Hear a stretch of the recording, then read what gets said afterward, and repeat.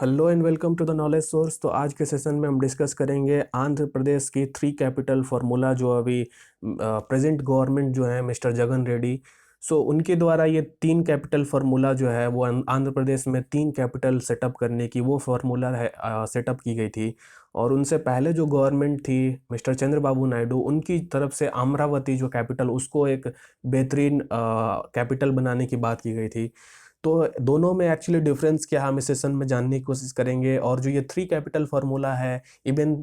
Earlier 2020 में ये bill pass हो चुका था, और इसके बाद भी अभी क्यों ये इम्प्लीमेंट अभी स्टार्ट ग्राउंड वर्क पे नहीं हुआ है। तो इस सेशन में हम ये सब का सारा कुछ डिस्कस करेंगे। और इसके साथ हम ये भी डिस्कस करेंगे कि गवर्नमेंट, ये जो अभी प्रेजेंट गवर्नमेंट है वो थ्री कैपिटल फार्मूला के बारे में बात कर रही है, तो उसकी फिजिबिलिटी कितनी है और उसके चैलेंजेस क्या क्या आते हैं उसमें अगर देखा जाए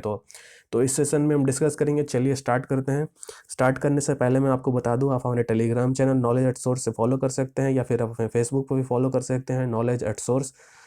www.facebook.com/knowledge@source।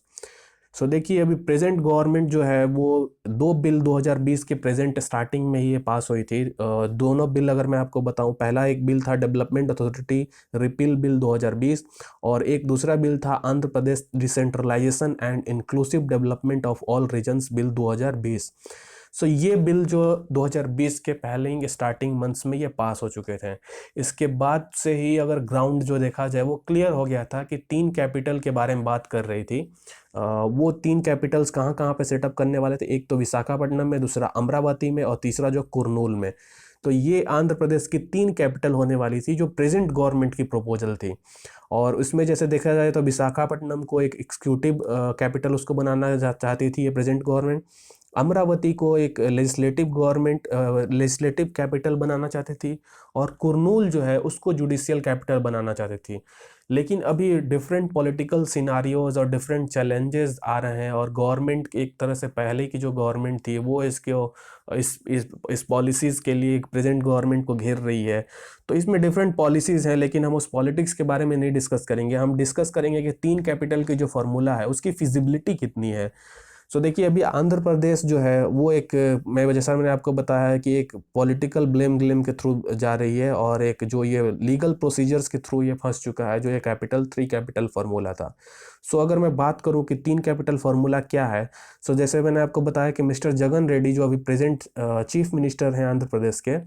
वो पहले जो इनसे पहले जो चीफ मिनिस्टर थे मिस्टर चंद्रबाबू नायडू, उनकी जो पॉलिसी फार्मूला थी कि अमरावती को एक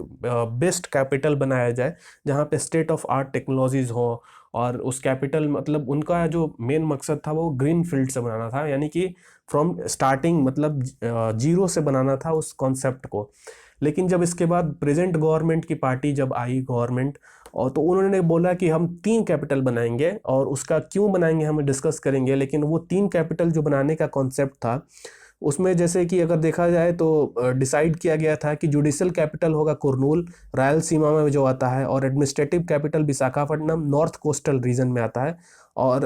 उत्तरांध्रा में आता है, और लेजिस्लेटिव कैपिटल जो है उसको अमरावती बनाने की बात की गई थी।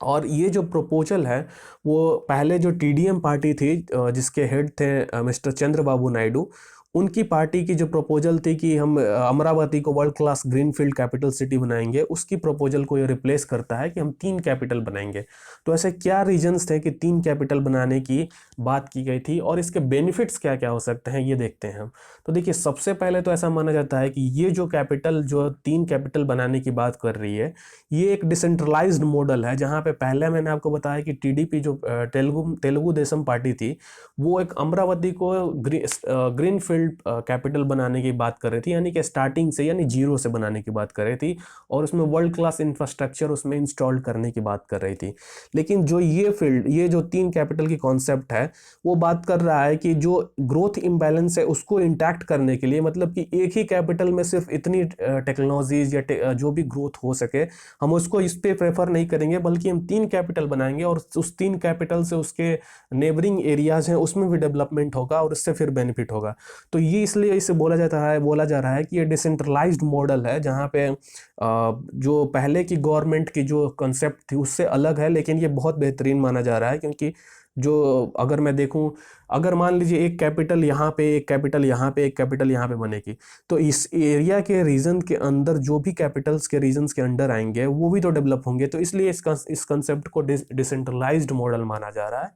और ये जो ग्रोथ इम्बैलेंस हो सकती थी आने वाले समय में अगर सिर्फ अमरावती को डेवलप किया जाएगा तो उससे ये कहीं अलग नैरेटिव ये प्रपोज करता है, ठीक है। इसके बाद जो है ये पीपुल डेवलपमेंट, इसका मेन मकसद ये है इस कॉन्सेप्ट का, ऐसा मिस्टर जगन रेड्डी का बोलना है कि ये जो हम कंसेप्ट बना रहे हैं उसका मेन मकसद है कि पीपुल्स की डेवलपमेंट हो सके। और इसके जो की कंपोनेंट्स हैं पीपुल के डेवलपमेंट में, जैसे कि अगर मैं बात करूँ thrust on education, health, agriculture sectors, उन पे ये पैसे खर्च किया जा सकेंगे, ना कि सिर्फ एक कैपिटल को बनाने में लाखों करोड़ों रुपए खर्च किया जा सकेंगे। तो ये ऐसा मेन मकसद है। गवर्नमेंट जो अभी बोल रही है कि उनकी कॉन्सेप्ट अभी सिर्फ गवर्नमेंट लोगों की बेटरमेंट की पॉलिसी है, उन पे ध्यान दे रही है, उनके डेवलपमेंट के बारे में बात कर रही है, और ना कि सिर्फ एक कैपिटल बनाया जा सके और उसमें फिर डिफरेंट इरेगुलेटरीज आए और उसमें फिर हमें उसमें जूझना पड़े। तो इसलिए ऐसा दो बेनिफिट मैं आपको बताया कि क्या इसके बेनिफिट हो सकते हैं, लेकिन अब देखना है कि हम चैलेंजेस इसके क्या क्या हो सकते हैं। तो देखिए सबसे बड़ा तो चैलेंज ये है कि अगर मान लीजिए आप एक कैपिटल यहाँ पे, जहाँ पे ये बात हो रही है, तीनों कैपिटल अगर आप देखें कि तीनों की रीजन्स ऐसे है, यानी कि आपके पास अराउंड 400 किलोमीटर की एक लॉन्ग स्ट्रेच हो जाएगी, और इसके चलते जो फंक्शनिंग ऑफ गवर्नमेंट है उसमें कहीं ना कहीं इम्पैक्ट पड़ेगी। क्योंकि अगर आप देखें अगर देखिए लॉजिस्टिक जो भी नाइट मेयर्स हैं वो क्रिएट हो सकती हैं और इनएफिशिएंसीज भी क्रिएट हो सकती हैं अगर इंफ्रास्ट्रक्चर, अगर गवर्नमेंट, क्योंकि अगर आप तीन कैपिटल अलग अलग रीजन्स में बना रहे हैं तो तीनों के लिए आपको अच्छे इंफ्रास्ट्रक्चर की डेवलपमेंट की ज़रूरत होगी ताकि एक जगह से दूसरे जगह जाने में बेहतरीन और इजी टाइम लग सके। लेकिन अगर आप देखिए क्योंकि अगर इस तरीके से अगर 400 किलोमीटर की स्ट्रेच अगर आप आ रही है और अगर उसमें आप इंफ्रास्ट्रक्चर डेवलप नहीं करेंगे तो इसमें कहीं ना कहीं इनएफिशिएंसीज आ सकती है, ठीक है।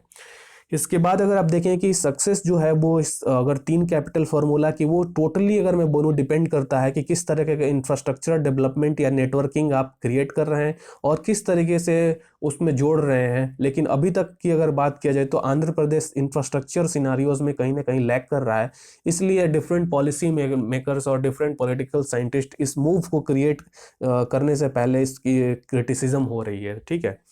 सो अगर मैं बात करूँ दूसरी तीसरी सबसे इम्पोर्टेंट जो है कि मैं कॉन्सेप्ट अगर मैं बोलूँ तो वो है कि weak institutions can deregulate growth. इसका मतलब ये है कि अगर कहीं ना कहीं आप कहीं ना कहीं मिडिल पर्सन्स को आने के लिए कोई भी रास्ता छोड़ देते हैं और कहीं लूप होल्स क्रिएट हो जाता है, उसमें क्या होगा कि जैसे कि अभी केसीएस कमेटी एक बनाया गया था जिसमें कि उससे पूछा गया था कि आपकी रिकमेंडेशंस क्या है थ्री कैपिटल्स फार्मूला की, और उसमें किस तरीके से इम्प्रूवमेंट लाया जा सकता है, क्या इसकी फिजिबिलिटी है। तो किसी केसीएस कमेटी ने बोला था कि अगर मान लीजिए आप विशाखापट्टनम के थ्रू एक एग्जांपल उन्होंने दिया था कि अगर विशाखापट्टनम की आप एग्जांपल लें जहाँ पे अगर आप लूप होल्स छोड़ देते हैं और फिर अगर मान लीजिए वहाँ पे फिर अनब्रिडल्ड जो भी इंफ्रास्ट्रक्चर क्रिएट होने लगे, क्योंकि अगर कैपिटल बना है तो कहीं ना कहीं वहाँ पे ग्रोथ होंगी, और वहाँ पे जो अगर मैं बात करूँ अगर अनब्रिडल्ड जो भी इंफ्रास्ट्रक्चर क्रिएट हो रही है उसके चलते जो इन्वायरमेंट पे इम्पैक्ट होगा, तो उसका एग्जांपल उन्होंने भी दिया था। एक फायर ब्रोकआउट हुआ था अभी थोड़े दिन पहले प्लास्टिक फैक्ट्री में, जिसमें कि बहुत सारे लोगों ने अपना जान गंवाया था। तो एक उसका मेन कॉन्सेप्ट था कि वहाँ पे कोई रेगुलेशंस की कहीं ना कहीं मिसमैचेज हो रही थी, और जो रेगुलेशंस चाहिए थे कि वहाँ पे चेक हो सके क्या किस तरीके की फैक्ट्री चल रही है, तो वो आप देखिए विशाखापट्टनम में कहीं मिडिल में ही हो रहा था। तो इस तरीके की सिचुएशन फिर से क्रिएट हो सकती हैं अगर पूरे तरीके से इंस्टीट्यूशन की जो लूपहोल्स है उसको ध्यान में ना रखा जाए।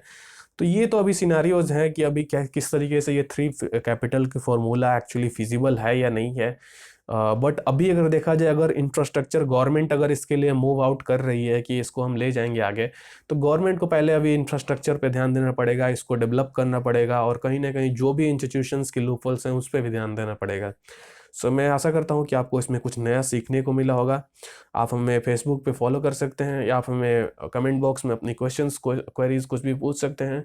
So that's it for today. Thank you all for joining the